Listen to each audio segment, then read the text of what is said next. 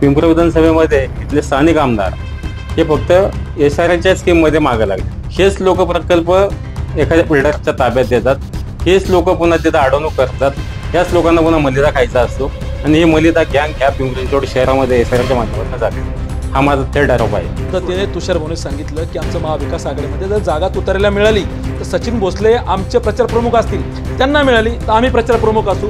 तसं तुम्ही का ठामपणे सांगत नाही? जर जागा तुम्हाला मिळाली नाही तर अण्णा बनसोडेचा झेंडा तुम्ही खांद्यावर घेणार का? आता मी फ्रँकली सांगतो, राष्ट्रवादी हा परंपरागत आमचा विरोधी पक्ष, म्हणजे आम्ही आयुष्यभर राष्ट्रवादीला विरोधच करत आलो।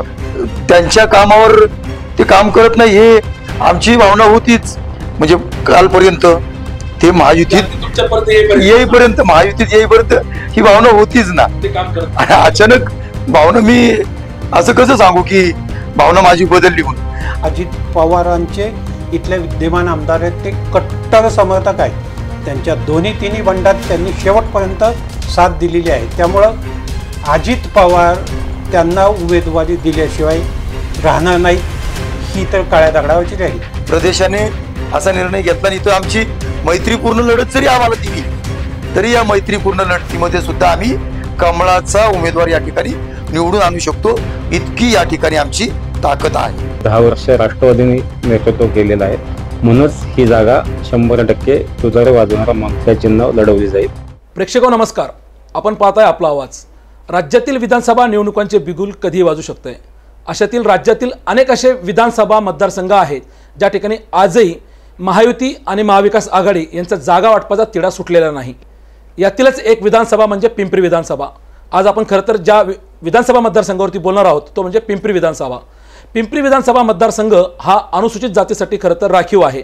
या राखीव मतदारसंघामध्ये आजच्या या 2024च्या होऊ घातलेल्या निवडणुकीमध्ये अनेक उमेदवार या ठिकाणी निवडणूक रिंगणामध्ये आहेत। नेमकं काय ठरतंय, महायुतीचं काय फॉर्म्युला आहे, महाविकास आघाडीचं काय धोरण आहे, हे आपण जाणून घेणार आहोत। आज आपल्या समवेत या चर्चासत्रामध्ये सहभागी झालेले आहेत माझ्या उजव्या हाताला बसलेत तुषारजी कामटे, जे राष्ट्रवादी काँग्रेस शरदचंद्र पवार पक्षाचे शहराध्यक्ष आहेत। तुषारजी, आपलं स्वागत आहे आपल्या स्टुडिओमध्ये।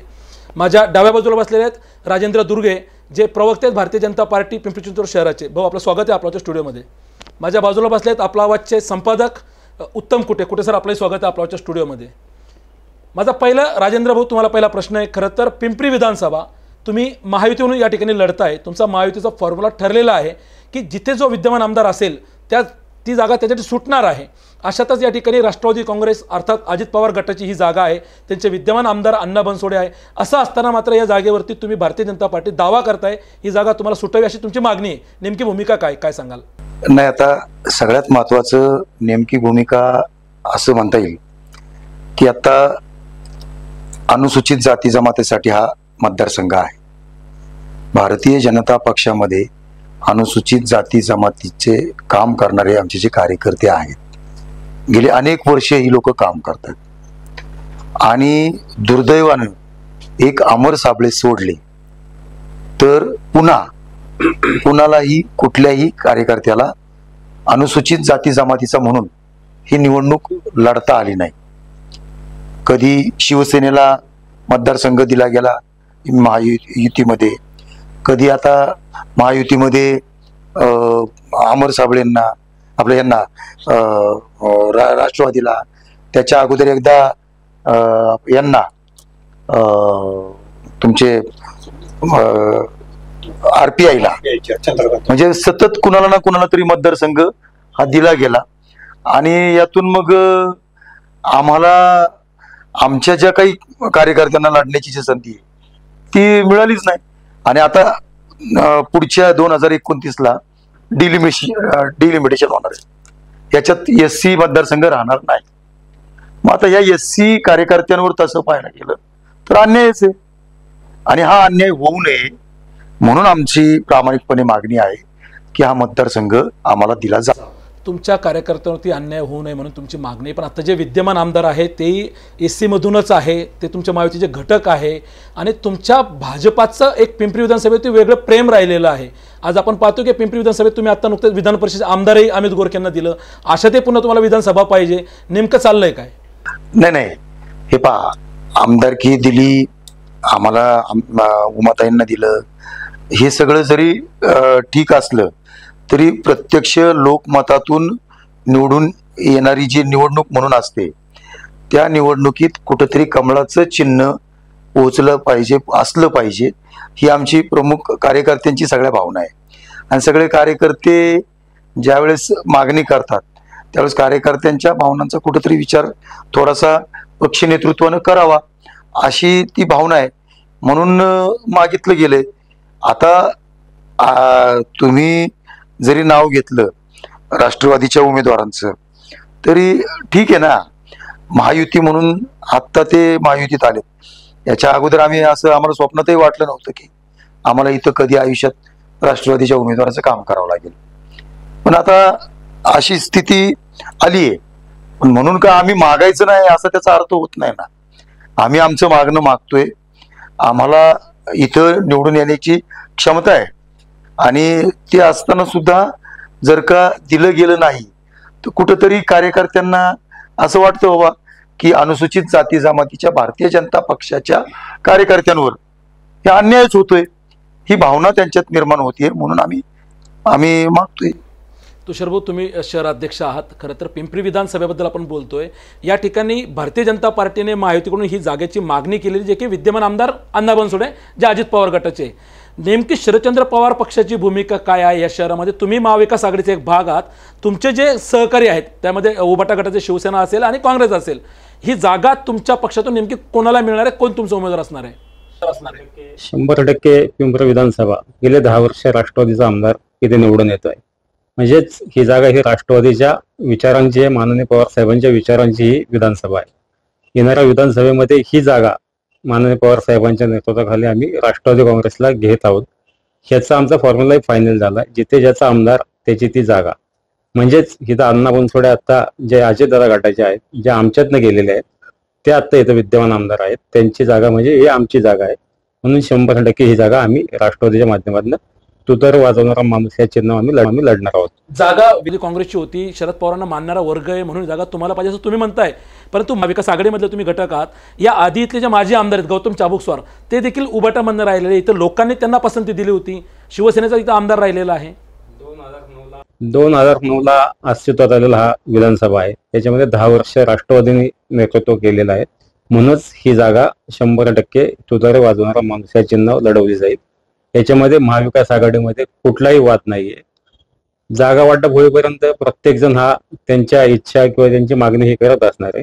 परंतु आम्हाला विश्वास आहे पक्षावर, महाविकास आघाडीवर, की ही जागा 100% राष्ट्रवादी काँग्रेस लढणार आहोत. इथं असंख्य आता बाकीच्या राजकारणात होत असतात गणित. त्याच्या पद्धतीने मागणी करणं काय वाईट नाहीये. जो तो आपला पक्ष वाचवणं, आपला पक्ष वाढवणं, आपलं चिन्ह पोचवणं यासाठी मागणी करत असतो. परंतु जेव्हा महाविकास आघाडी म्हणून आम्ही एक दिलाने लढतोय, ह्या लोकसभेला आपण निकाल पाहिला असेल, जेव्हा महाविकास आघाडी म्हणून आम्ही लढत होतो तेव्हा आमच्या जागा वाटवून कधीच वाद झालेला नाही आणि भविष्यातही होणार नाही, ना विधानसभेला ना महापालिकेला. म्हणून हे महाविकास आघाडीच्या माध्यमातून राष्ट्रवादी काँग्रेसला ही जागा सुटेल. कुठे सर, तुम्ही ज्येष्ठ पत्रकार म्हणून पहिले मला तुमची भूमिका समजून घ्यायची, मग तुम्ही प्रश्न विचारा दोघांनाही. तुम्ही ज्येष्ठ पत्रकार म्हणून या शहरामध्ये अनेक वर्ष पत्रकारिता करताय. जे मत या ठिकाणी राजेंद्र दुर्गेंनी मांडलं किंवा जे मत आता तुषार कामटे मानताय, तुम्ही या पिंपरी विधानसभा मतदारसंघाकडे कसं पाहताय? काय स्थानिक प्रश्न मतदारांचे आहे जे ह्या निवडणुकीत सुटणं महत्त्वाचं आहे, काय सांगाल? मुळात हा मतदारसंघ SC साठी राखीव आहे आणि हा मतदारसंघ झोपडपट्ट्यांचा मतदारसंघ म्हणून ओळखला जातो. त्यामुळं एकीकडे शहरातल्या 3 मतदारसंघापैकी चिंचवड आणि भोसरी ह्या 2 मतदारसंघांचा विकास झालेला आहे. असा असताना हा मतदारसंघ मागं का राहिला विकासाच्या बाबतीत, हा मोठा चर्चेचा विषय आहे. दुसरं म्हणजे जसं आत्ता दुर्गेंनी सांगितलं की पिंपरीतून आत्ता नुकतंच अमित गोरखे, त्याच्या अगोदर उमा खापरे आणि त्या जोडीने तिसरा मित्रपक्ष अजित पवार राष्ट्रवादीचे अण्णा बनसोडे, असे 3 आमदार आहेत एका मतदारसंघात पिंपरीत. तरीही हा मतदारसंघ 3 मतदारसंघात पिछाडीवर का राहिला? का झोपडपट्ट्यांचा मतदारसंघ म्हणून हा अजूनही ओळखला जातो? का तिथल्या झोपडपट्ट्यांच्या SRAच्या योजना तेवढ्या वेगानं आणि अधिक संख्येनं का नाही त्या झाल्या? म्हणजे हा सुद्धा मोठा महत्त्वाचा प्रश्न आहे. आणि झोपडपट्ट्यात त्या जोडीनं स्वच्छतेचा म्हणा किंवा हे खूप प्रश्न आहेत. आणि अण्णा बोनसडे गेल्या 5 वर्षात आमदार आहेत, त्याच्या मागच्या 5 वर्षात अपवाद वगळतात, अगोदरही ते 5 वर्ष आमदार होते. तर झोपडपट्ट्यातल्या मताच्या जोरावर आपण निवडून येतो असं त्यांचं म्हणणं आहे. तरीही त्यांनी झोपडपट्ट्यांचा विकास का केला नाही अशी सुद्धा चर्चा आहे किंवा ते सुद्धा विचारलं जात आहे. त्यामुळं तो सुद्धा खूप महत्त्वाचा प्रश्न आहे. झोपडपट्ट्यांचा मतदारसंघ असून विकास इतर 2 मतदारसंघाच्या बाबतीत झाला नाही. आता मी दुर्गेंकडे येतो.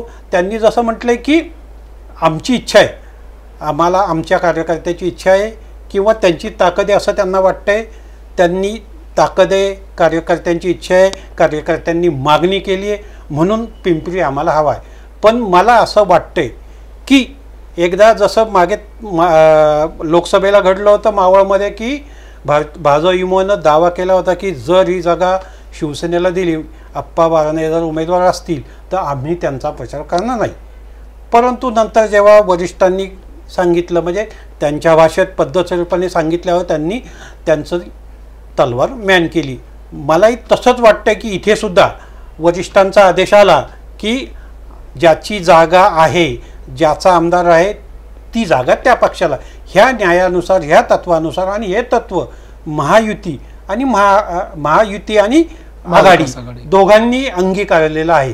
मग त्याच्या जोरावर, आणि दुसरं म्हणजे अजित पवारांचे इथले विद्यमान आमदार आहेत ते कट्टर समर्थक आहेत.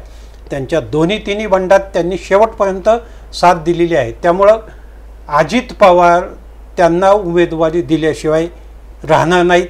ही तर काळ्या दगडावरची राहील. त्यांचा विजय होईल, पराजय होईल हा नंतरचा भाग, पण उमेदवारी त्यांची निश्चित मानली जाते. विद्यमान आमदार म्हणून त्यांना उमेदवारी मिळेल. त्यामुळं कितीही दावा केला भाजपने, युतीतील मित्रपक्षांनी, तरी ही जागा यांनाच सुटेल असं मला वाटतं. राजाभाऊ, अतिशय परखड मत सरांनी मांडलेलं आहे आणि सविस्तर स्पष्टीकरण दिलेलं आहे. पहिलं एक तर तुमच्यावरती जे त्यांनी सांगितलं की पिंपरी विधानसभा जे झोपडपट्ट्या आहेत, इथे तुमचे आमदार आत्ता विद्यमान जे आहेत, याच्या आधी ते आमदार होते 2009ला, आणि आज तुमच्याकडे 3 आमदार आहेत.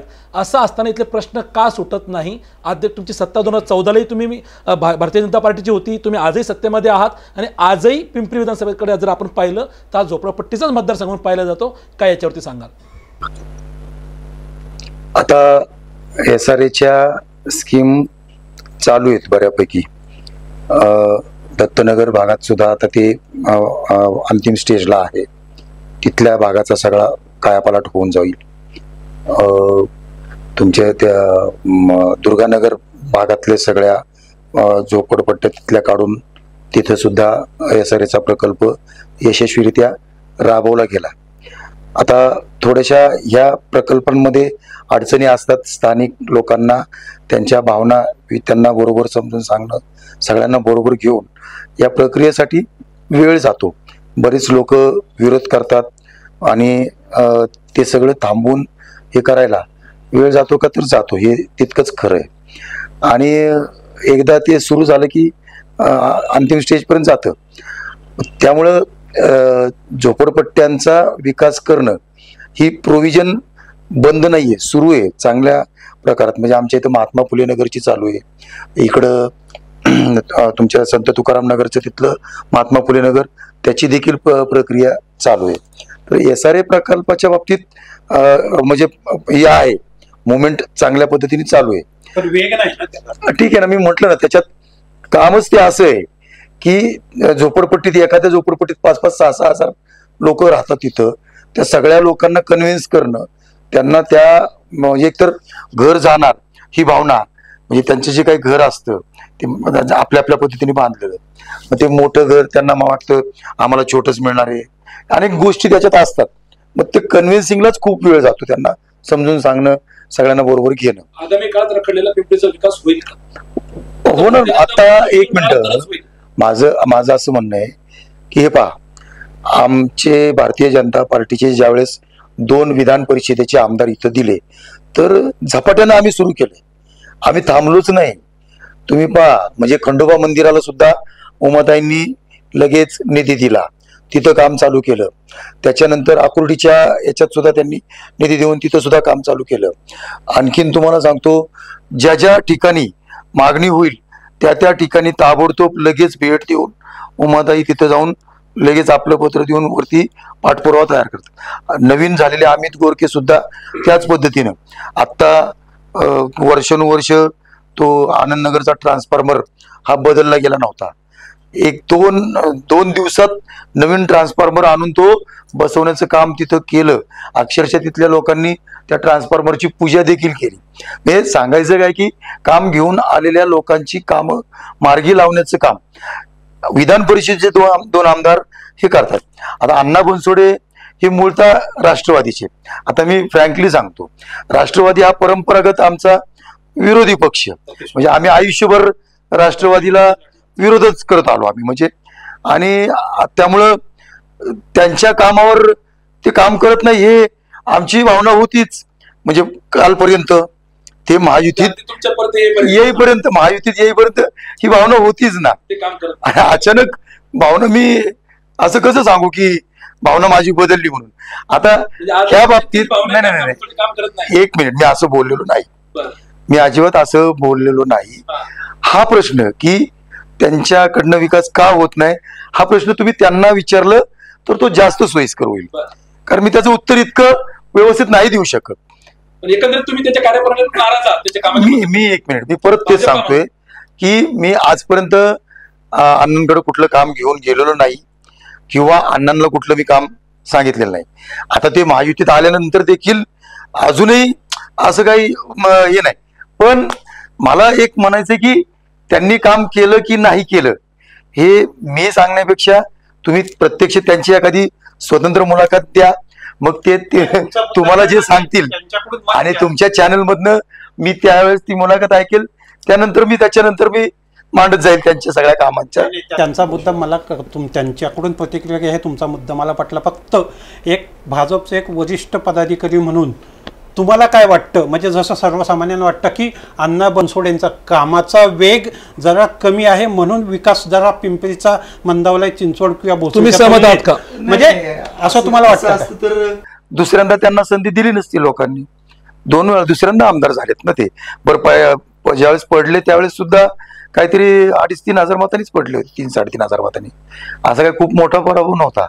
मग कोणी जर का काम करत असेल तरच लोक परत संधी देतात, अन्यथा काम करणारा माणूस नसेल तर संधी मिळत नाही, हेही तितकंच खरंय. आता हे तो विषय आणि पिंपरी विधानसभा मागणं हे दोन्ही विषय वेगवेगळे आहेत, म्हणून त्याच्यात ती गफलत आम्ही करत नाही. पिंपरी विधानसभा मतदारसंघाचा विकास झालाय का, तर तुम्हाला माहिती झालाय का नाही झालाय?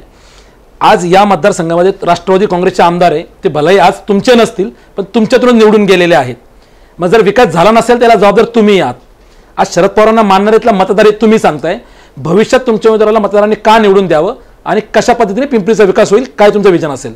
100% पवार साहेबांना मानणारा मतदार ह्या विधानसभेमध्ये आहे.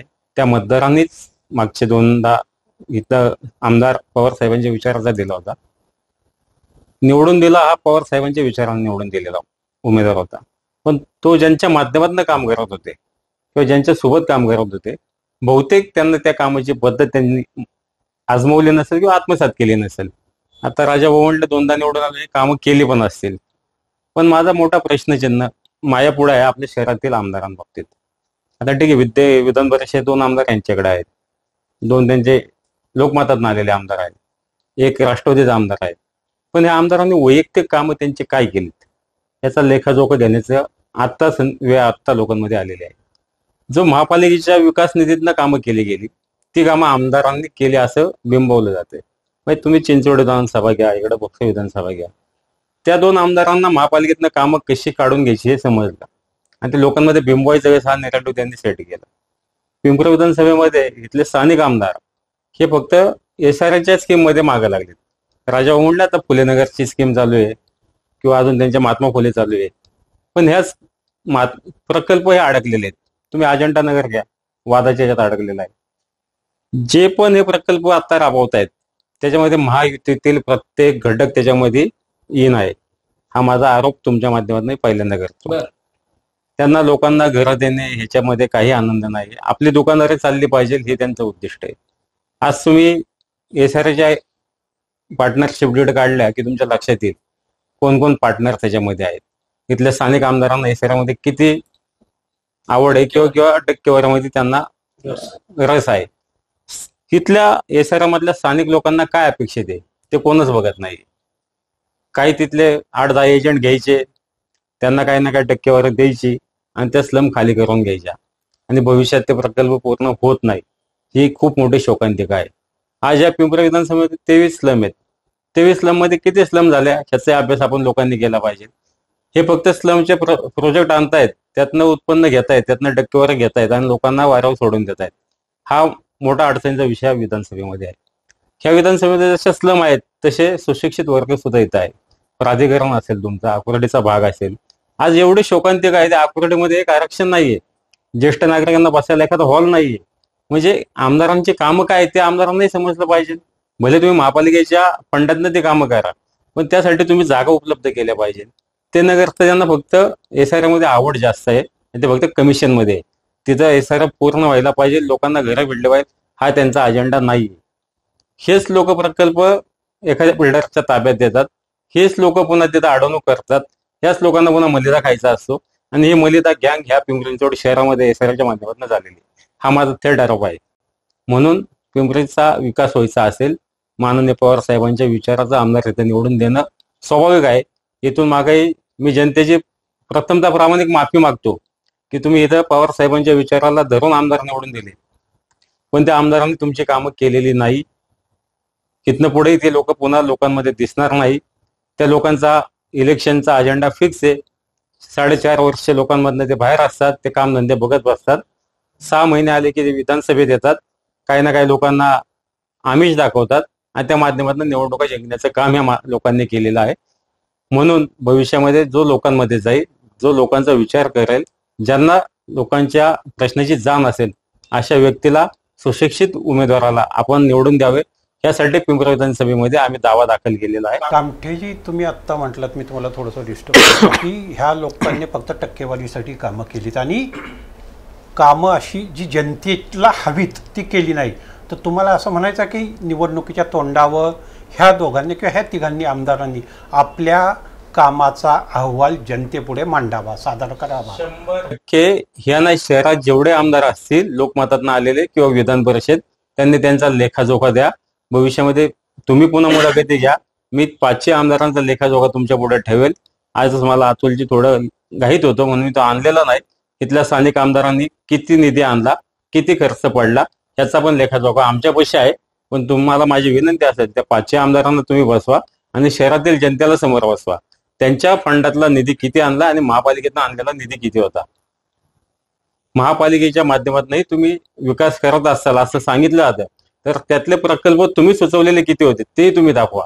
हे महापालिकेच्या नगरसेवकांनी केलेली कामं, आयुक्त प्रशासनाने केलेली कामं, त्याच्यावर आज हे बोर्ड दाखवण्याचे काम ह्या आमदारांचं चालू आहे आणि त्या कामं ही मतं मागत आहेत. हा आमचा थेट आरोप आहे. यांनी त्यांच्या विकास निधीतनं काही एक विकास केलेला नाही. सर, तुम्ही कसं पाहताय तुषारजीने जे आता आरोप केले की या शहरामध्ये खरं तर ज्या एकंदरीत जो स्लम एरिया आहे, ज्या पद्धतीने एसआरचे प्रोजेक्ट त्या ठिकाणी उभे आहेत, त्याच्यामध्ये कुठेतरी टक्केवारी आमदार घेत आहेत, कुठेतरी सगळ्यांची एक साखळी सुरू आहे आणि स्वतः फक्त मलिदा लाटताय. एवढे वर्ष तुम्ही पाहताय, काय तुम्ही सांगाल? ते जे म्हणतायत त्यांचा दावा जो आहे त्यात मला थोडं तथ्य वाटते. आणि जसं यांनी सांगितलं की स्कीम सुरू आहेत पण त्याला वेग नाही आहे. आणि तुम्ही जर पाहिलं की त्याच्यातले त्यांचा मुद्दा मला एक बरोबर वाटला की त्या SRA स्कीममधले बिल्डर कोण आहेत, कोणाशी संबंधित आहेत, कोणाच्या जवळचे आहेत. याच्यापूर्वी जो आरोप झाला आहे किंवा आमदारांच्या आणि कुठल्या सिंधी बिल्डरांचे जवळचे कनेक्शन आहेत, त्यांचे कुणाशी मैत्रीचे संबंध आहेत, त्यांनाच ही कामं दिलीत का, त्यांच्याशी यांचे काही लागेबांधे आहेत का. त्यामुळं ते जे बोलत आहेत त्याच्यात मला थोडं तथ्य वाटतं आहे SRA. आणि जसं मी म्हटलं की झोपडपट्ट्याचा मतदारसंघ, तिथे स्वच्छता असेल, पाणी असेल, ह्या ज्या मूलभूत सुविधा आहेत, विजेत अजूनही पिंपरी मतदारसंघात वीज आकडे टाकून चोरली जाते. महावितरणनं त्याच्यावर कारवाई केली आणि तिथल्या अनेक झोपडपट्ट्यातल्या चिंचवड स्टेशनची झोपडपट्टीसुद्धा त्यात सहभागी की त्यात त्यांनी वीज पुरवठा खंडित केला होता. म्हणजे अशी परिस्थिती येथे आहे. तर मग ह्या लोकांना तुम्ही कायदेशीरपणे वीज द्या, त्यांना कायदेशीर नळजोड द्या. पालिकेची सुद्धा जी नळजोड, अनधिकृत नळजोड कारवाई सुरू आहे ती पिंपरी मतदारसंघात अधिक आहे. भोसरी आणि चिंचवडच्या तुलनेत तिथे झोपडपट्ट्यात अनधिकृतरित्या बेकायदेशीर नळजोड घेतले जातात, बेकायदेशीर वीज कनेक्शन घेतली जातात. तिथे स्वच्छता नाहीत. सार्वजनिक स्वच्छतागृह जी कमी संख्येने आहेत त्याची सफाई वरच्यावर होत नाही. तर आमदार म्हणा किंवा लोकप्रतिनिधी म्हणा, स्थानिक नगरसेवक म्हणा, त्यांनी हे मूलभूत प्रश्न आहे, म्हणजे त्यांचा अन्न वस्त्र निवारा आपण जसं मानवाच्या गरजा म्हणतो, ह्या गरजांची पूर्तता त्यांनी करावी ही जनतेची रास्त मागणी, त्याच्याशी मी सहमत आहे. राजाभाऊ, थेट पद्धतीने आरोप केलेत या ठिकाणी तुषारजींनी. SRA प्रकल्पामध्ये मोठ्या प्रमाणात भ्रष्टाचार होतोय आणि स्थानिक आमदारांचे लागे बांधे आहेत, हे अनेक वेळा आपण पाहिले. तुम्ही महापालिकेत काम केलेले माझे नगरसेवक राहिलेला, कसं पाहतात तुषारजींच्या या आरोपाशी? तुम्ही सहमत आहात का की हे प्रगतीला आणि विकासाला मारक ठरतंय? मला माहित नाही ते कोणते बिल्डर आहेत किंवा SRA प्रकल्पामध्ये काय चाललंय याबद्दल तुम्हाला चांगलं ज्ञात आहे. मी तुम्हाला तेच सांगतोय की आता SRAच काय किंवा कुठं काय, शासनाचं किंवा महापालिकेचं काम म्हटलं की प्रत्येक जण त्यात इन्व्हॉल्व्ह होण्याचा प्रयत्न करतो. मग ते नगरसेवक असो, आमदार असो किंवा कोणी काय, प्रत्येकाला ती पद्धतच झालेली.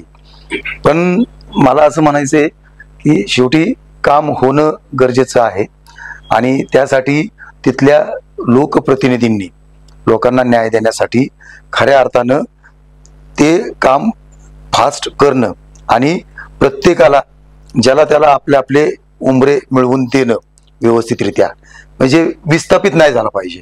राहणारा माणूस जर का राहण्याच्या ठिकाणाहून विस्थापित झाला, हे त्यांना आपण समजा हे करून बांधायचं हातात घेतलं आणि ते प्रकरण जर का अर्धवट ठेवलं तर तो देशोधडीलाच लागला ना, हे घरातूनच उठला ना तो माणूस.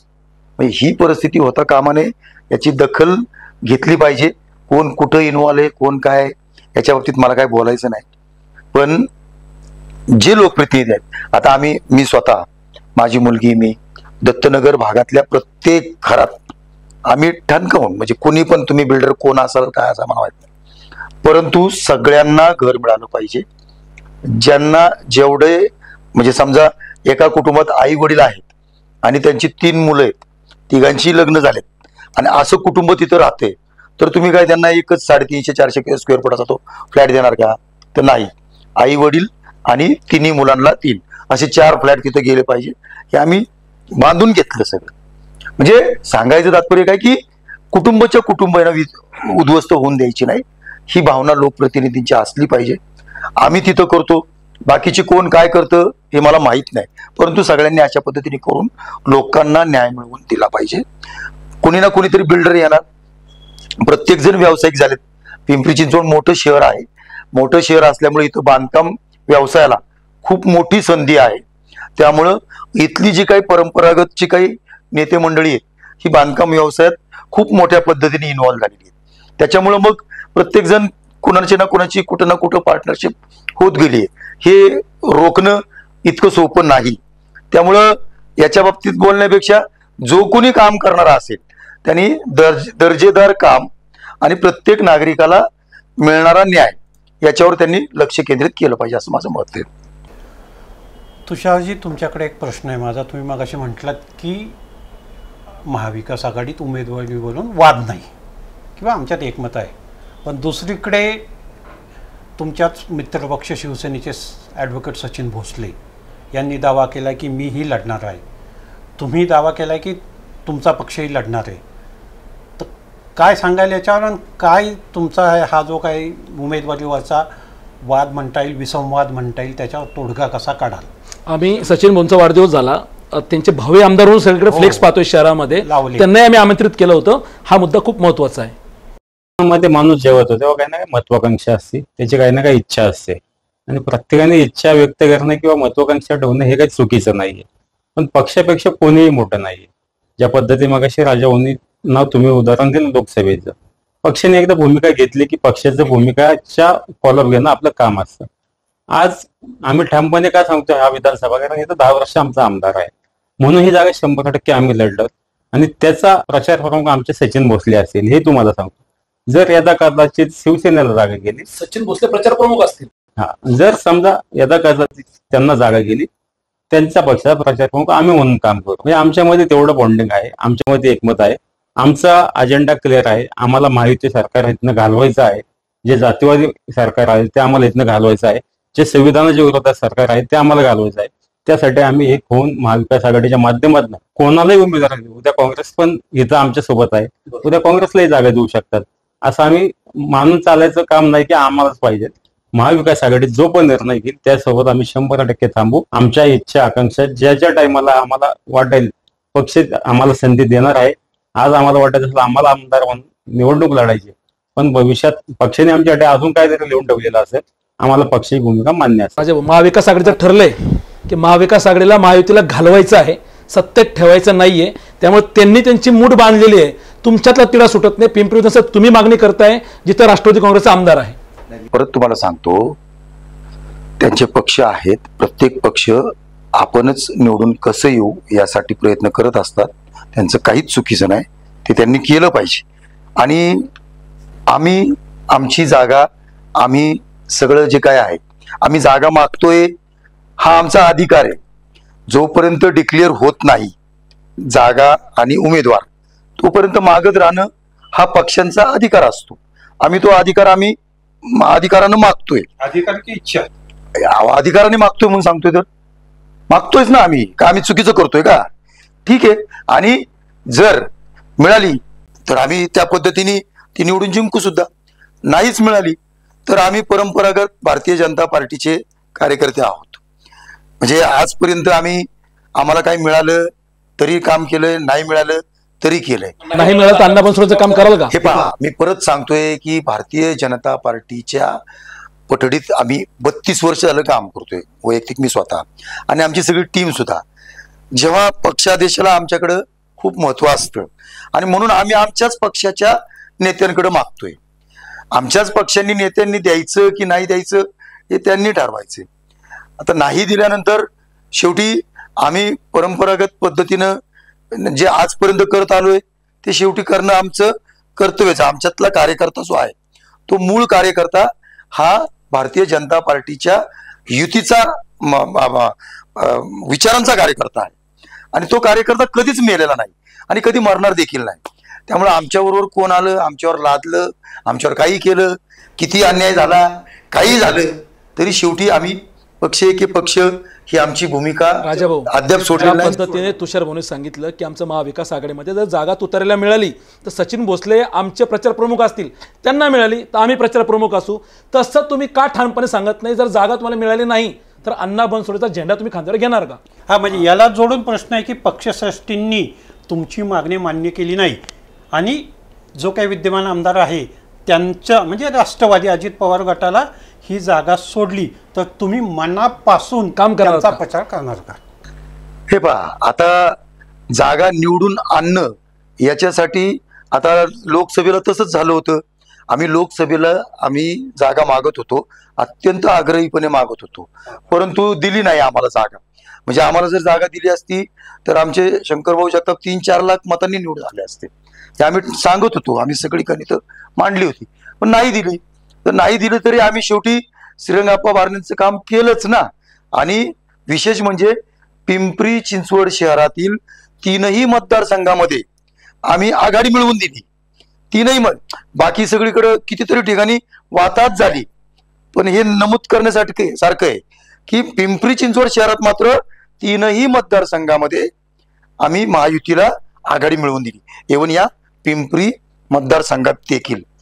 आणि आमचं तो काम करणं हे आमचा पिंडच आहे, आम्ही करतो, आम्ही काय हे करत नाही. परंतु याच्यासाठी मागायचं नाही किंवा प्रयत्न करायचं नाही हे चुकीचं आहे. आम्ही प्रयत्न करणार, शेवटपर्यंत करणार. जोपर्यंत मिळत नाही तोपर्यंत प्रयत्न करणार, जोपर्यंत डिक्लेअर होत नाही तोपर्यंत. एकदा डिक्लेअर झालं, ज्याला डिक्लेअर झालं आम्ही मग तो चांगला असो वाईट असो, आम्हाला आवडो ना आवडो, तो भाग सगळा गौण राहतो. आम्ही पक्षादेश म्हणून ते काम इमानीतपणे पार पाडू. राजाभाऊ, माझा तुम्हाला शेवटचा प्रश्न आहे आणि तुषारजीने शेवटचा असेल, नंतर सर तुम्हाला एक एक प्रश्न घेतील आणि आपण मुलाखत थांबवू. तुम्ही ज्या पद्धतीने म्हटले की सुरुवातीला महायुतीच्या आधी जेव्हा राष्ट्रवादी काँग्रेसचा या मतदारसंघामध्ये आमदार होता तेव्हा राजू दुर्गे म्हणून मी कधी त्यांच्या दारात गेलो नाही, कधी काम मागितलं नाही आणि आत्ताही गेले 1.5-2 वर्ष ते तुमचे महायुतीचे घटक आहेत तरी तुम्ही कधी काम घेऊन गेला नाही. परंतु राष्ट्रवादी काँग्रेसचे आमदार असताना, महायुतीचे ते घटक असताना कधी त्यांनी तुम्हाला विश्वासात घेतलं का? कधी तुमच्या बैठका झाल्या का की आपल्याला ही विधानसभा निवडणूक आहे, एकत्रात लढायची आहे, असं कधी एकोप्याने तुमच्यात काही नांदलेत का तुम्ही? अशी वेळ अजून आलीच नाही की पिंपरी विधानसभा म्हणून एकत्र बसायला पाहिजे.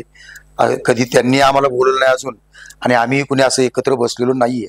परंतु आता निवडणूक लागल्यानंतर ज्या काही घडामोडी घडतील त्यातनं पक्ष म्हणून जे काही वरिष्ठ ठरवतात, वरिष्ठांचे आदेश जे काही येतात, जिल्हाध्यक्ष आमचे जिल्ह्याला जे काही आदेश देतील त्याप्रमाणे कार्यकर्त्यांची मुवमेंट ही चालू होईल.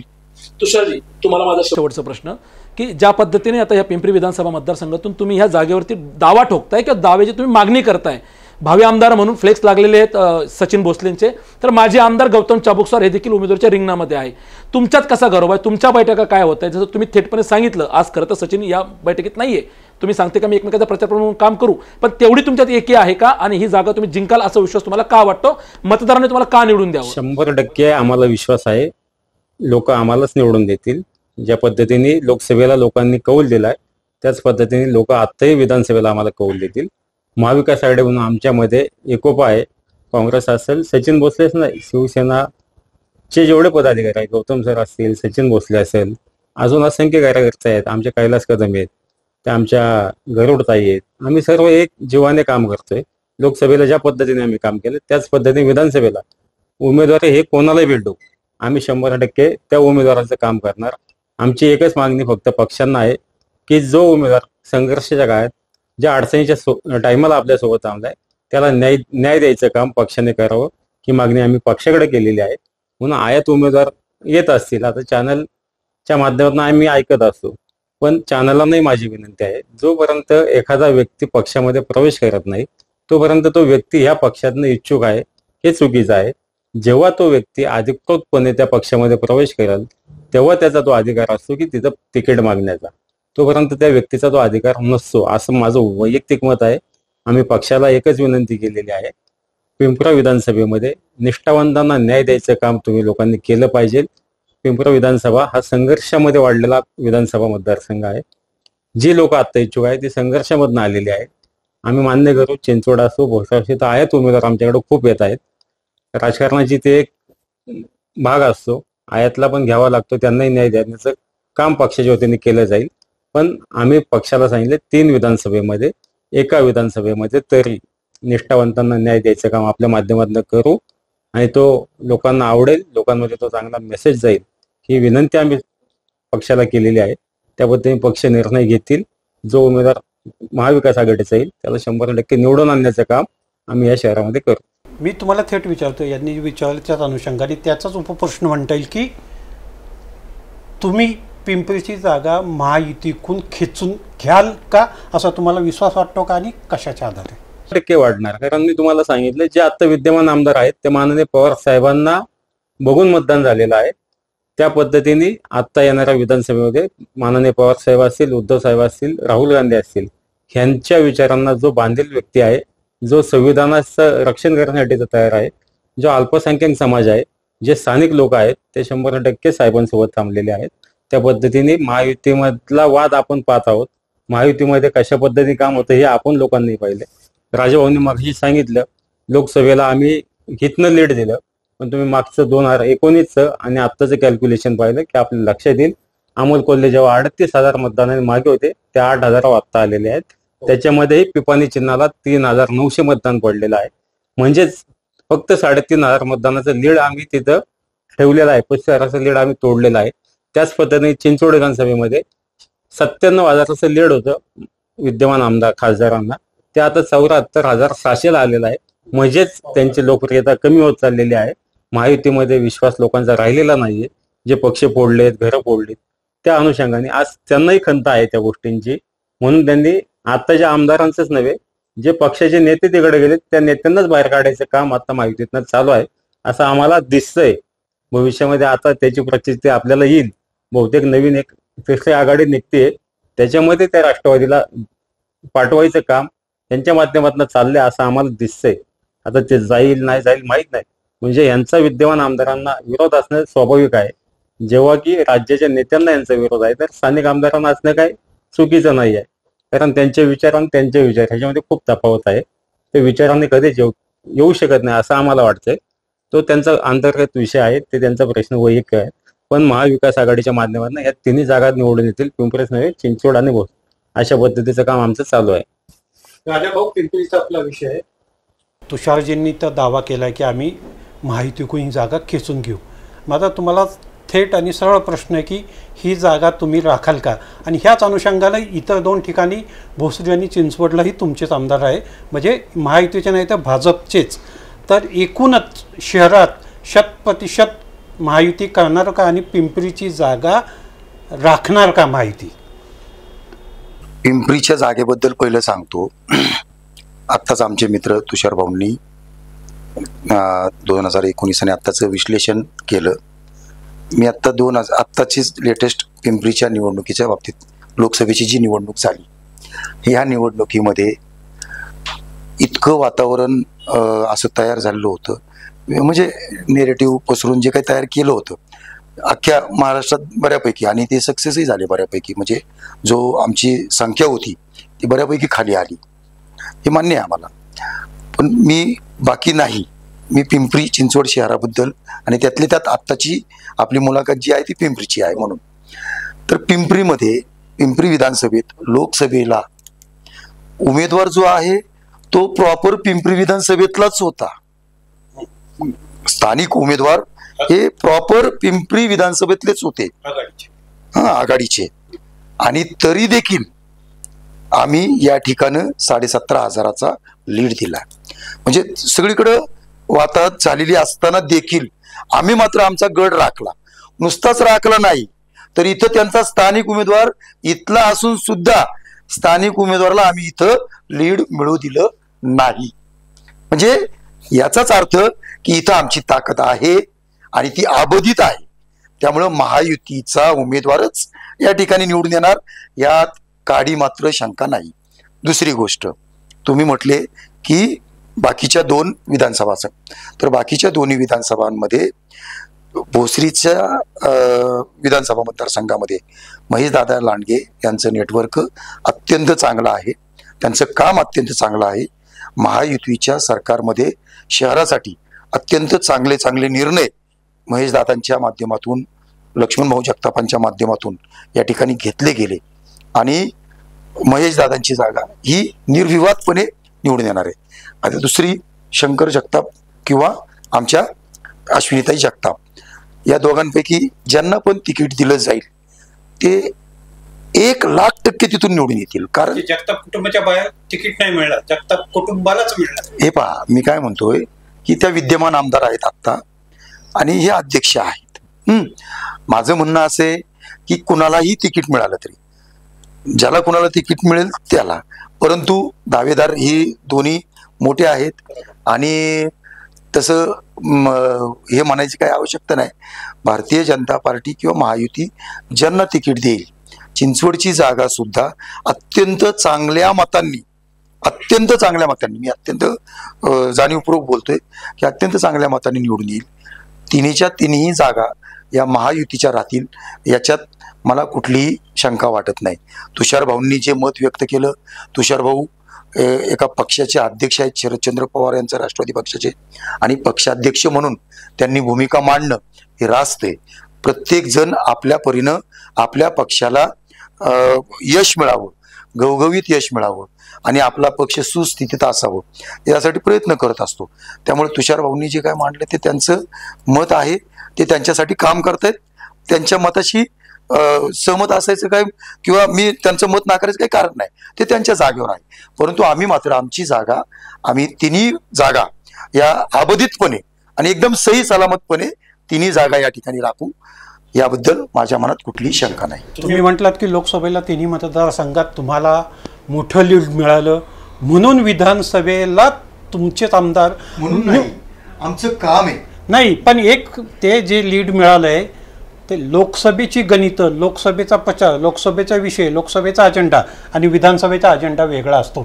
लोकसभेला मोदी म्हणून मतदान होतं, महाराष्ट्र विधानसभेला हे मतदान फडणवीस, ठाकरे किंवा पवार असं म्हणून होणार आहे.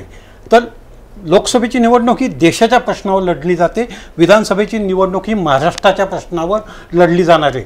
त्यामुळं लोकसभेला खासदारकीला मिळालेलं जे लीड आहे ती मतं वेगळी असतात आणि तेवढंच लीड किंवा तेच लीड कायम राहील असं कशाच्या आधारावर तुम्ही म्हणू शकता? मी तुम्हाला सांगतो, आता फक्त मी पिंपरी विधानसभा म्हणून बोलतो. चला, लोकसभा पिंपरीचाच बोलूया. लोकसभा तुम्ही प्रश्न विचारला म्हणून मी उत्तर दिलं, त्याचं बाकी काहीच नाही.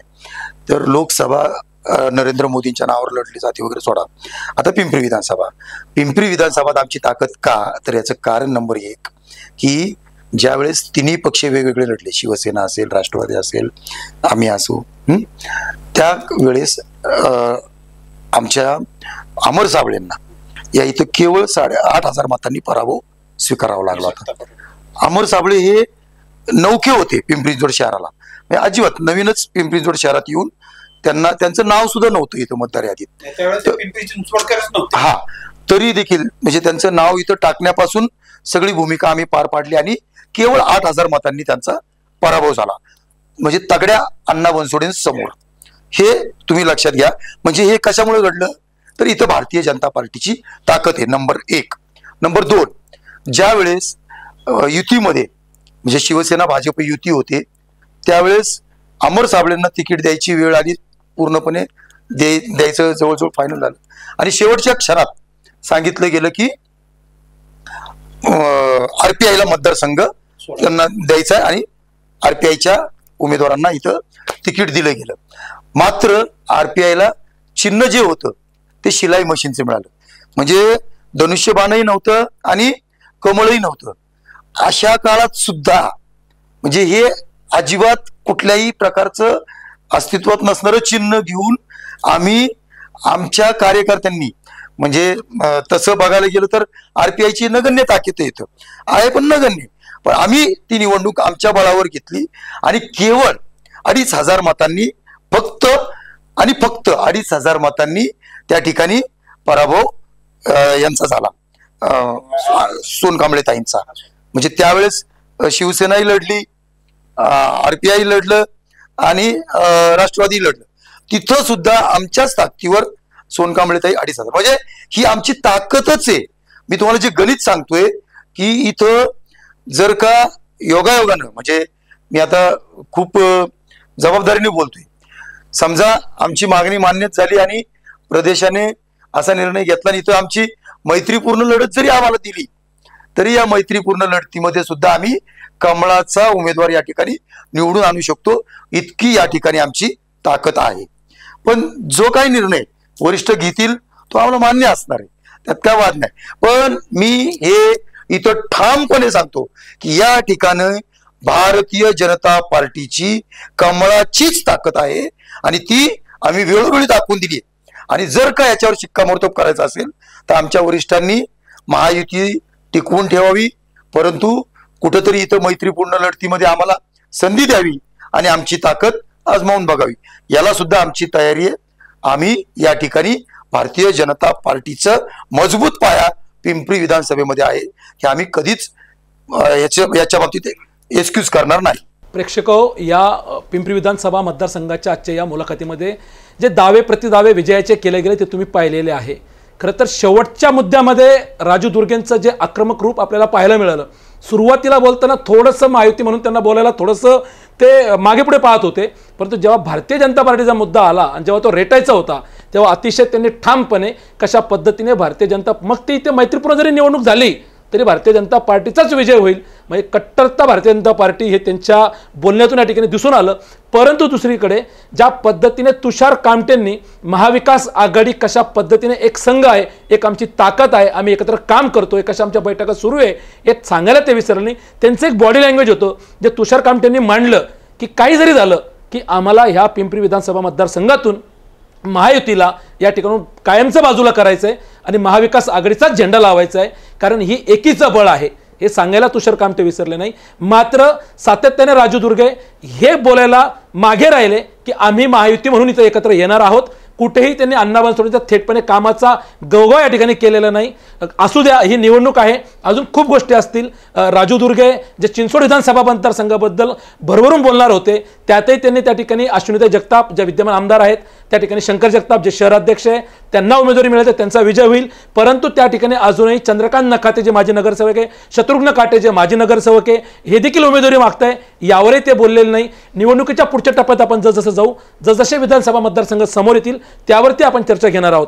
खरं तर आजच्या ह्या चर्चेमध्ये आपण राष्ट्रवादी काँग्रेसचे अर्थात अजित पवार गटाचे जे प्रवक्ते आहेत फजल शेख यांना आमंत्रित केलं होतं. काही कारणास्तव ते मात्र येऊ शकले नाही. याचबरोबर महाविकास आघाडीचे उबाटा गटाचे जे शहराध्यक्ष आहेत सचिन भोसले यांनाही आपण आमंत्रित केलं होतं. तेही काही कारणास्तव येऊ शकले नाही. मात्र जे दोन मान्यवर आजच्या आपल्या या चर्चेमध्ये आलेत त्यांनी वेळात वेळ काढून अतिशय परखडपणे आपली भूमिका मांडली. त्यामध्ये शरदचंद्रजी पवार राष्ट्रवादी काँग्रेस पक्षाचे शहराध्यक्ष, तुषारजी कामटे आपण वेळात वेळ काढून आलात, आपले मनपूर्वक आभार. त्याचबरोबर भारतीय जनता पार्टीचे प्रवक्ते राजेंद्रजी दुर्गेजी आपणही वेळात वेळ काढून आलात, आमच्या चर्चेत सहभागी झालात, आपले मनपूर्वक आभार. याचबरोबर आपले संपादक उत्तम कुटे हे देखील चर्चेत सहभागी झाले. या संपूर्ण जी काही चर्चा झाली याबद्दल तुमच्या प्रतिक्रिया काय आहे? पिंपरी विधानसभेचा विकास झालाय का? पिंपरी विधानसभा मतदारसंघातले कुठले असे प्रश्न आहेत जे अद्यापही सुटलेले नाही? तुमच्या कमेंट तुम्ही निश्चितच आम्हाला कमेंट बॉक्समध्ये कळवा. तुर्तास वेळ झाली इथंच थांबण्याची. ताज्या घडामोडींसाठी आपण पाहत राहा आपला आवाज. धन्यवाद.